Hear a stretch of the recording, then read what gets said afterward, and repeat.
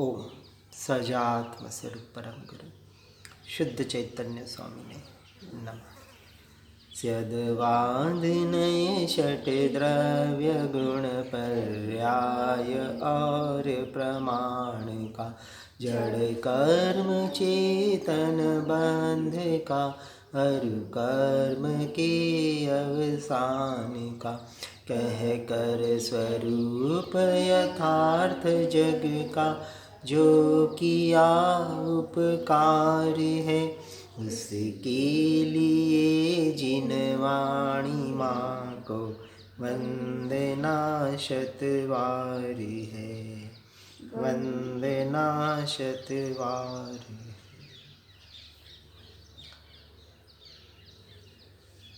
कमलवती सी में आगे बढ़ते हुए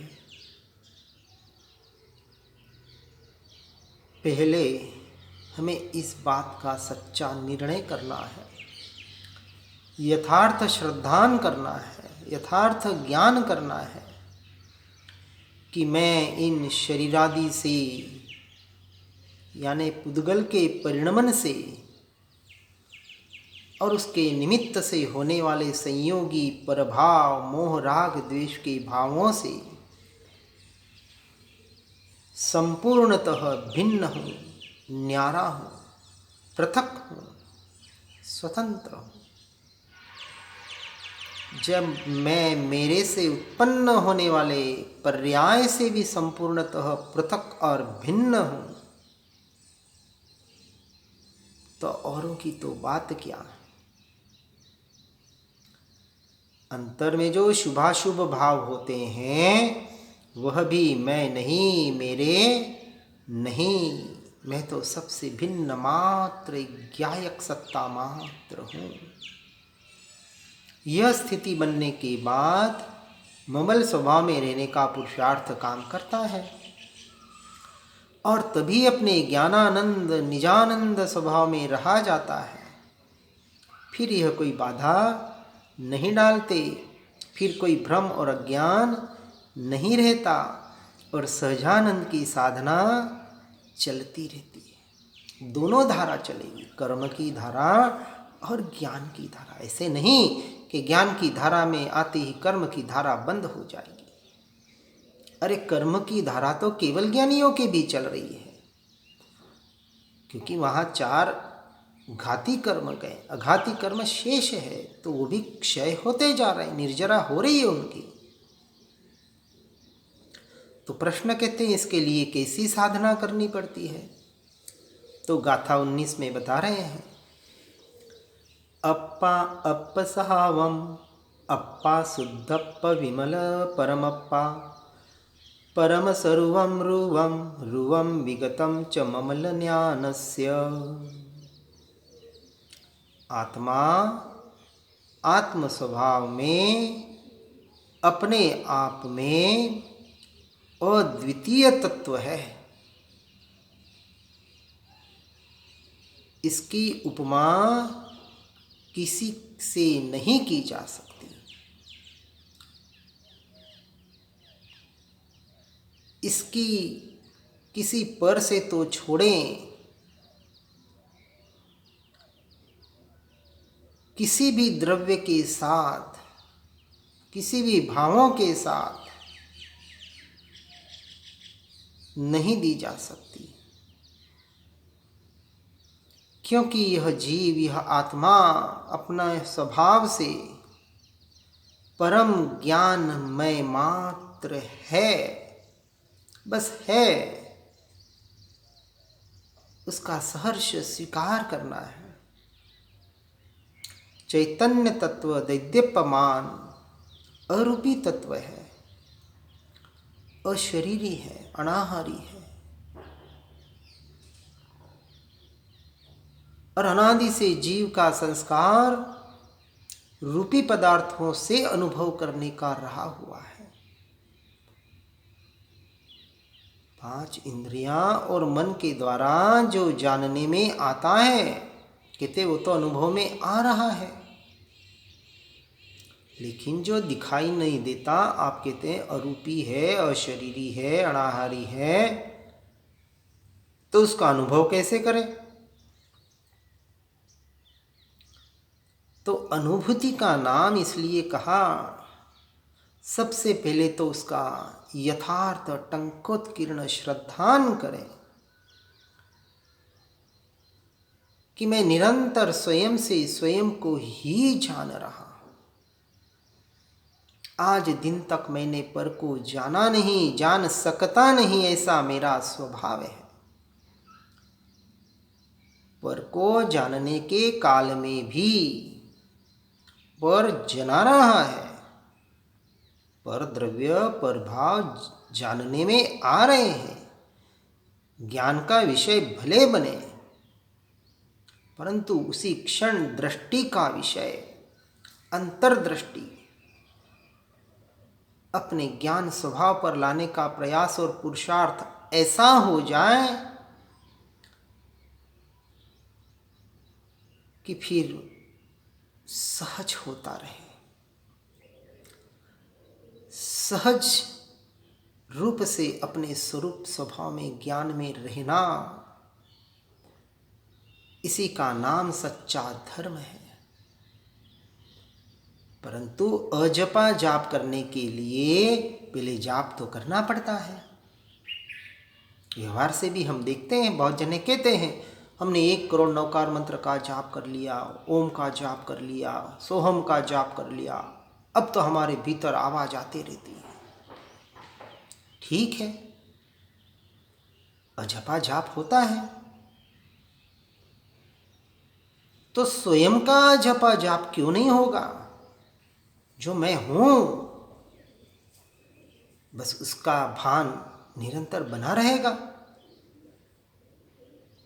यदि काम करते करते भी आपको ओम की, घंटनाद की, किसी की आवाज आती है, ऐसा बहुत जने कहते हैं ध्यान करने वाले, तो काम करते करते दृष्टि में यह आत्मा क्यों नहीं रह सकता? रह सकता है। अनंत ज्ञानी पुरुषों ने इसका अनुभव किया है और अनुभव के आधार पर बतला रहे हैं। इसलिए निज स्वरूप टंकोत्कीर्ण अप्पा यानी आत्मा, जो परम उत्तम उपमा रहित सर्वश्रेष्ठ चेतना में ही है, निरंतर इस सत्य का स्मरण, ज्ञान, ध्यान करने का पुरुषार्थ करना, यही जीव की साधना और आराधना हुए, तो ही इस तत्व तक पहुंच सकता है। जीवों को संसार भी चाहिए और मोक्ष भी चाहिए। संसार से छूटना नहीं और मोक्ष की प्राप्ति करनी। और यदा कदा संसार से छूट भी जाए तो मन वचन काया की क्रियाओं से छूटना नहीं, अशुभ से छूटे और शुभ में अटके। काम तो परिभ्रमण का ही होता है।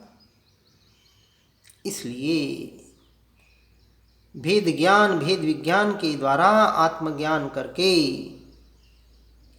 अपने स्वरूप का एकमात्र निर्णय करने का प्रयास और पुरुषार्थ हर जीव को करना चाहिए। यहाँ इस बात को समझना है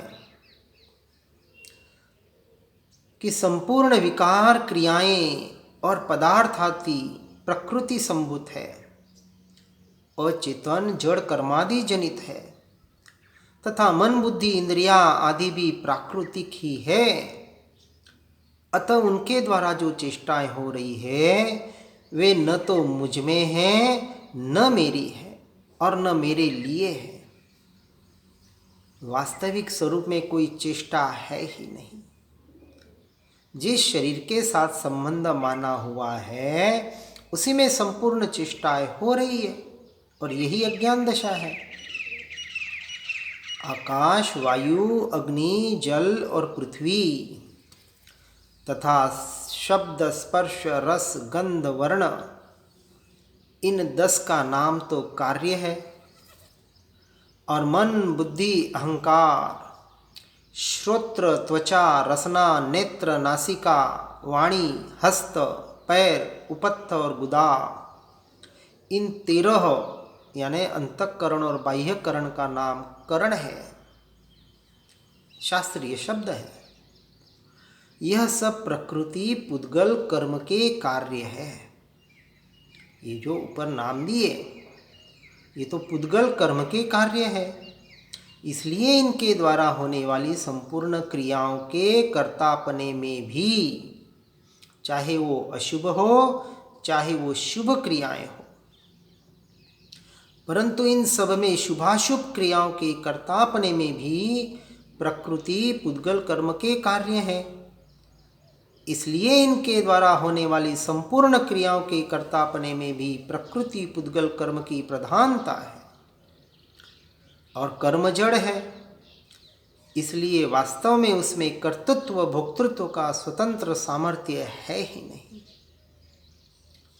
किंतु व्यवहार संयोगी अवस्था, यह बाहर होने वाले परिणमन सामान्य क्रिया से लेकर निर्विकल्प समाधि तक कर्तृत्व भोक्तृत्व सब कर्म और जीव के निमित्त नैमित्तिक संबंधों से होती है।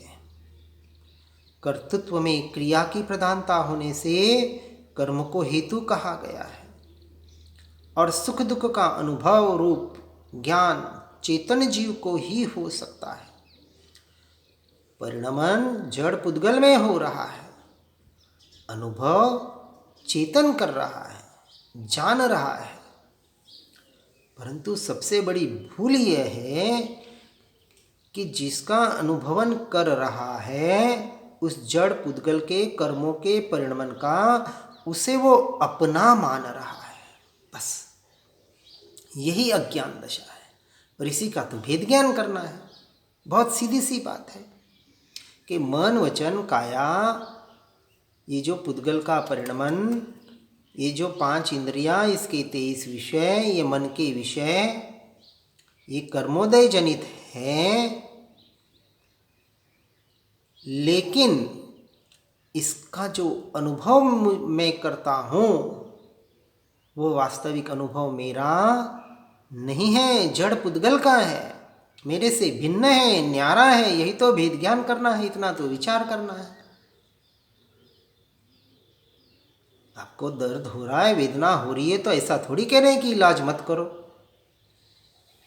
इतना विचार तो हम कर ही सकते हैं कि ये वेदना शरीर में हो रही है, मुझ में कहाँ हो रही है। मैं उसका मात्र अनुभव कर रहा हूँ, जान रहा हूँ, और वास्तविक उसको जानते वक्त अनुभव करने वाला, जानने वाला मेरा ज्ञान स्वभाव है, तो मैं ज्ञान स्वभाव को ही जान रहा हूँ। इतना विचार हम नहीं कर पा रहे हैं, इतनी जागृति, इतना होश हम नहीं रख पा रहे हैं, और इसी का नाम अज्ञान दशा है, इसी का नाम बेहोशी है। और इस बेहोशी से हमें जागना है। क्रिया मात्र पुद्गल जड़ में हो रही है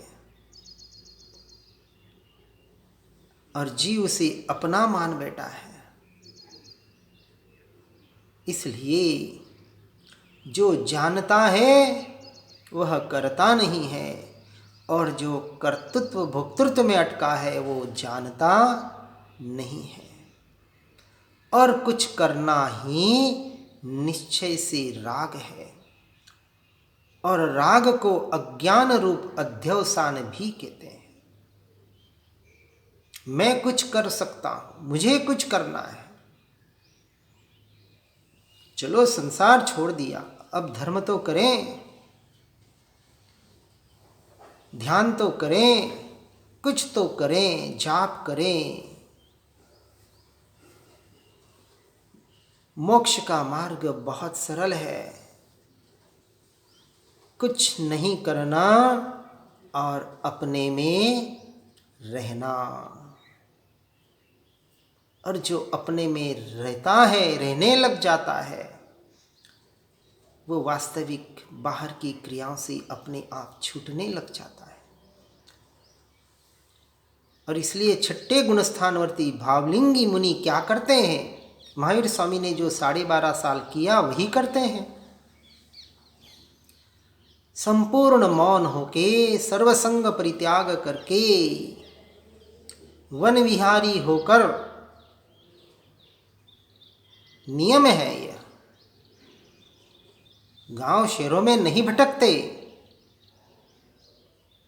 वन विहारी ही होते हैं।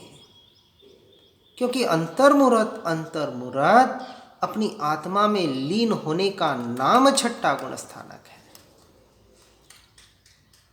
यदि श्रावकों के संपर्क में आ जाए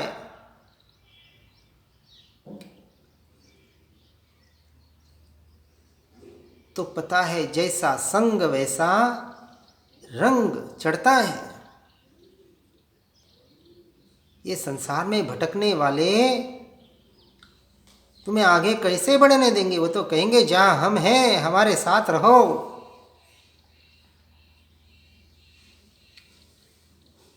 साधुओं ने कोई समाज सुधार का ठेका नहीं ले रखा है, और जिन्होंने ले रखा है वो साधु संत नहीं है। श्रावक कहते हैं फिर धर्म का प्रचार प्रसार कौन करेगा? तो महावीर स्वामी को पहले प्रचार प्रसार करना चाहिए था, दीक्षा लेते ही। विचारणीय है। इसलिए अपनी महिमा, अनिष्टकारक पंचेंद्रियों के विषय तथा उनके साधन क्रोधादि कषाय तथा उनके साधनों की भयंकरता, अनिष्टकारिता भाषित होने पर इन सारे बंध से बचा जा सकता है। किसी का निषेध, द्वेष, विरोध या निंदा करने का प्रयास नहीं कर रहे हैं, सत्य को समझने का प्रयास कर रहे हैं। हमें बचना है वहां से, क्योंकि मुझे पंच परमेष्ठि में स्थान पाना है, मुझे मोक्ष पाना है। तो मुझे मेरी दशा को कैसे बनाना है, इसका यहां चिंतन चल रहा है। जब मेरी दशा होगी भावलिंगी मुनि की, तो ऐसी दशा हो कि किसी का संग होवे ना होवे, एकांत गुफा में जाकर देहाध्यास संपूर्ण छूटकर अपनी चैतन्य गुफा में अनंत काल के लिए लीन होने का एकमात्र पुरुषार्थ होवे। बस यही एकमात्र लक्ष्य। वास्तविक यह भी व्यवहार का, क्योंकि कथन तो व्यवहार से ही होगा। जहां शब्द है वहां व्यवहार है, और आत्मा में तो कुछ है ही नहीं, तो कुछ करने धरने का तो वहां काम ही नहीं। इसलिए यह साधना बाहर से बचकर एकमात्र भीतर जाने की साधना है। जगत में कर्म की वर्गणाएं भरी पड़ी है जो बंध कराती है, ऐसा नहीं। जीव के हलन चलन कराने वाले मन वचन काय की क्रियाएं के जीव को बंध कराती है, ऐसा नहीं। नाना प्रकार के बाह्य साधन इंद्रियां आदि भी जीव को बंध कराते हैं, ऐसा भी नहीं। सचेतन अचेतन पदार्थों का घात भी कर्म बंधन नहीं कराता, किंतु जीव के ज्ञान उपयोग की भूमिका जब रागादि विकारी भावों के साथ एकत्व करती है, एकता को प्राप्त करती है, उसमें मैं मेरापना करती है, तब यही एकमात्र अवस्था जीवों के लिए बंध का कारण बनती है। और ऐसे बंध के कारण से हमें निरंतर बचने का पुरुषार्थ करना है। इसलिए बंध का कारण पर पदार्थ नहीं, स्व का अपराध है, स्व की प्रमाद की दशा है, स्व को भूलना है। अतः जब जीव का उपयोग रागादि विकारों से विकृत होता है, तब वे ही अशुद्ध उपयोग स्थित रागादि परिणाम जीव को कर्मबंध के कारण होते हैं और यही मूल हेतु है। और यहीं से हमें निरंतर बचने का प्रयास करना है। इसलिए पर द्रव्य पर भावों से छूटकर यही एकमात्र साधना और आराधना बनी रहे कि अपने उपयोग को बाहर पर पर्याय में न जाने दिया जाए और निरंतर अपने स्वरूप का स्मरण ज्ञान ध्यान किया जावे कि मैं आत्मा शुद्धात्मा ममल स्वभावी परमात्मा स्वरूप भगवान आत्मा ही हूँ। और ममल स्वभाव में रहने से अनंत अनंत कर्म क्षय होते हैं और यह रूपी पदार्थ पुद्गलादि शरीर संयोग कर्म बंध छूटने पर केवल ज्ञानमयी ममल स्वभावी परमात्मा पर्याय में पद स्वयं में प्रकट कर लेता है। यही साधना है जिसका निरंतर हम सबको आराधन करना है। हर जीव इसी में आगे बढ़कर इसी का प्रयास और पुरुषार्थ करे। इसी भावना के साथ ओम नमः सिद्धम। सहजानंदी शुद्ध स्वरूपी अविनाशी मैं आत्मस्वरूप, देह भिन्न ज्ञाता दृष्टा मैं चिन्मय चेतन निज गुण भू। निज निधि निज में बताई यह अनंत उपकार है, उसके लिए जिन वाणी माँ को वंदना शतवार है, वंदना शतवार है।